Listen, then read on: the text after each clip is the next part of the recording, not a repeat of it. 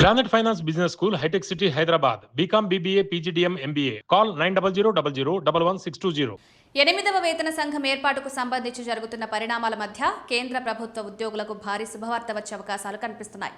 ప్రస్తుతం అమల్లో ఉన్న కనీస వేతనం 18,000ను గణనీయంగా పెంచి 69,000కు చేర్చాలని National Council Joint Consultative Machinery ప్రతిపాదించింది. ఈ మేరకు 8వ వేతన సంఘానికి సమర్పించిన మెమోరాండంలో ఈ డిమాండ్ను అధికారికంగా ఉంచింది. సాధారణంగా కేంద్ర ఉద్యోగుల వేతనాల పెంపు ఫిట్మెంట్ ఫ్యాక్టర్ ఆధారంగా నిర్ణయించబడతాయి. 7వ వేతన సంఘం సమయంలో ఈ ఫ్యాక్టర్ 2.57గా నిర్ణయించడంతో కనీస వేతనం 7,000 నుంచి 18,000కు పెరిగింది. అయితే ప్రస్తుత దేశంలో పెరుగుతున్న ద్రవ్యోల్బణం, జీవన వ్యయాలు, గృహ ఖర్చులు, విద్యా వ్యయం వంటి అంశాలను దృష్టిలో ఉంచుకుని ఫిట్మెంట్ ఫ్యాక్టర్ను 3.833కు పెంచాలని ఉద్యోగ సంఘాలు డిమాండ్ చేస్తున్నాయి. ఈ ప్రతిపాదన ఆమోదం పొందితే కనీస బేసిక్ పే దాదాపు 3 రెట్లు పెరిగే అవకాశం ఉండడంతో ఉద్యోగుల్లో భారీ ఆశలు నెలకొన్నాయి.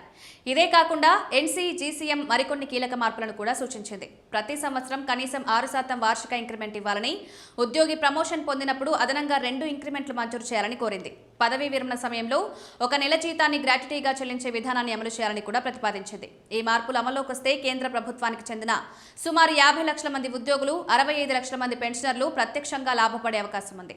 మరో ముఖ్యమైన అంశంగా ప్రస్తుతం అమల్లో ఉన్న 58% కరువు భత్యాన్ని బేసిక్ పేలో విలీనం చేయాలని Federation of National Postal Organisations ప్రభుత్వాన్ని కోరుతోంది. ఇది అమలైతే ఉద్యోగుల అసలు జీతం మరింత పెరిగే అవకాశం ఉంది.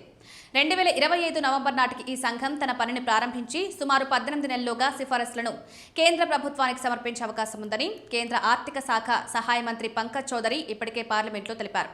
దీంతో 2026 మధ్య నాటికి కొత్త వేతనాల అమల్లోకి వచ్చే అవకాశాలున్నాయని భావిస్తున్నారు.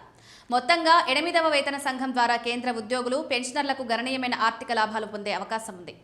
కనీస వేతన పెంపు, డిఏ విలీనం, ఇంక్రిమెంట్లు, గ్రాట్యుటీ వంటి ప్రతిపాదనలు అమలైతే ఉద్యోగుల జీవన ప్రమాణాలు మెరుగుపడమే కాకుండా వారి ఖర్చులను సమర్థంగా నిర్వహించుకునే స్థాయి పెరుగుతోంది. ప్రస్తుతం ఈ ప్రతిపాదనలపై కేంద్ర ప్రభుత్వం తీసుకునే తుది నిర్ణయం కోసం దేశవ్యాప్తంగా ఉద్యోగులు, పెన్షనర్లు ఆసక్తిగా ఎదురుచూస్తున్నారు.